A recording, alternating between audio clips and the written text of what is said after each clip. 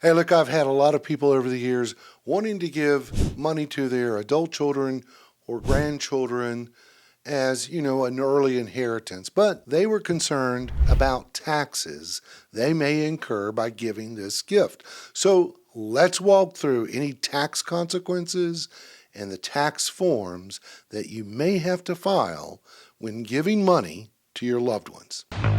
Lightning strikes and then you're gonna know my name. All right, first of all, what I advise my clients is, before giving money to family, consider if this would jeopardize your own financial security. Look, maybe you're retired and you're relying on your investments to supplement your income and to help with, other goals that you have. So if making a gift would put a hardship on you, you might want to reconsider that gift. If not, and you are giving out of abundance, then I think it could be a great idea to give money to your children or grandchildren while you're still alive so you can see them, enjoy that gift instead of waiting until you pass for them to receive part of their inheritance. For example, I just recently had a client that wanted to give her son $150,000 for a down payment on a home. Now, this gift would not hurt her financially. She was happy to do it, but her question was, do I pay taxes on that gift? Because she had heard something about a gift tax. So let's get into it. But before we do, if this is your first time here, my name is Keith Wilson, and I am a financial advisor helping folks just like you with their financial journey. And you may want to go ahead and subscribe to the channel.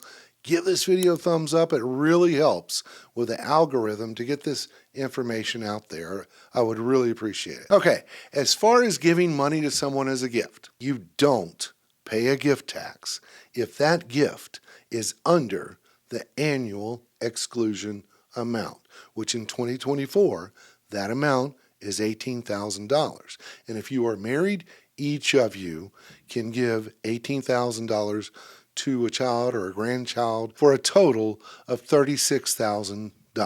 And incidentally, it doesn't have to be a family member. You can give anyone a gift. And if you say have, 5 kids and you wanted to give each one of them $18,000 or $36,000 between the spouses, no problem. And by the way, that annual exclusion amount is per person, not the total per year. Now let's go back to my example of a lady that wanted to give her son $150,000. Well, that's over the annual exclusion amount by something like $132,000. This is where the gift tax would come into play. And in her mind, she thought she would have to pay tax on $132,000. Well, does she? Maybe. Maybe not. You see, there is something called the lifetime gift tax exemption, which in 2024 is $13,610,000, and that's doubled for couples. It works like this. Under current law, you can give away $13,610,000 in your lifetime without paying a gift tax. So for her, that amount over the annual exclusion amount, $18,000, it was well under the $13 million plus. So no tax for her to pay. Now, she would have to file a gift tax return to report to the IRS that she gave more than the annual exclusion amount. And this tax form is Form 709. I'm telling you, it's pretty straightforward. All you're doing is saying, hey, IRS, I gave more than the annual exclusion amount. You write down that amount that it was over on that form and who you gave it to. So this is a way to track, the amount you give over your lifetime. So each time you give a gift more than the annual exclusion amount, you file that form, and it's, tracking along all the way until it reaches that 13 million plus part in your lifetime. Now, what happens if you give over that lifetime exemption of $13,610,000 over your lifetime? Well, that could be done in one time, or you could spread it out over your lifetime. So if you give over that $13 million, that's where the gift tax comes in that you would have to pay. And the amount that you pay ranges between 18% to 40%. I'll throw up the table up on the screen so you can see. So whatever amount that's over the 13 million, you pay a gift tax, and that rate is dependent upon how much you give over that amount in your lifetime. And once again, you don't have to file the gift tax return if you're only giving the annual exclusion amount, which in 2024, $18,000 for individual, $36,000 between you and your spouse. Now, what if you don't file that gift tax return? What if you give more than the $18,000 or $36,000 between the two of you? What if you don't file that return? You forget. But let's say you don't owe the gift tax because you're still giving less than the $13 million, but you're over the $18,000. Now, technically, you still have to file that gift tax return. So what happens if you don't? Well, there is a penalty for not filing that gift tax return. And the penalty is you could be responsible for the amount of the gift tax due, if any, and 5% of the amount of the gift for every month after that due date. But guess what? If there was no gift tax anyway, no gift tax due, 5% of zero is zero.